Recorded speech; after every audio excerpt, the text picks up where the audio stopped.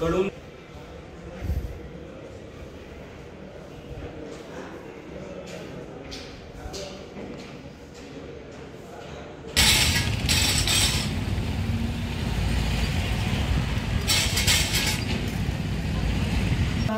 एक उमेदवार त्याच्यासोबत 3 लोक टोटल 4 लोकांना मध्ये परवानगी आहे। असू नका तुम्ही, असण्याचा विषय नाही आहे।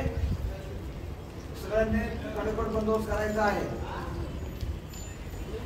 दुसऱ्या टप्प्यातील लोकसभा निवडणुकांसाठी आज अधिसूचना प्रसिद्ध करण्यात आलेली आहे। आजपासून हिंगोली लोकसभा मतदारसंघाच्या निवडणुकीसाठी सुद्धा उमेदवारी अर्ज भरण्यात येणार आहेत आणि या निवडणुकाच्या पार्श्वभूमीवर हिंगोलीच्या जिल्हाधिकारी कार्यालयामध्ये सुद्धा तयारी पाहायला मिळते। मी सध्या जिल्हाधिकारी कार्यालयामध्ये आहे। या ठिकाणी आपण ही जिल्हाधिकारी कार्यालयाची तयारी बघू शकता।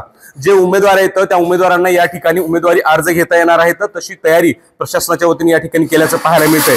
खरं पाहायला गेलं तर 28 मार्च म्हणजे आजपासून ही उमेदवारी अर्ज भरण्यासाठी सुरुवात केली जाणार आहे।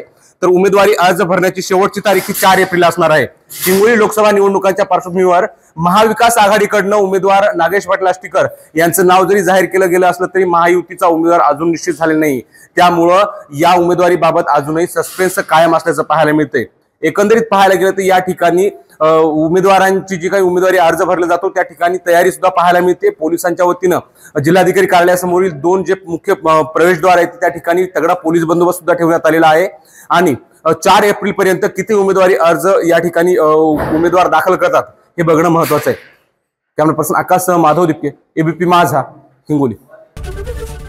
एबीपी माझा, उघडा डोळे बघा नीट।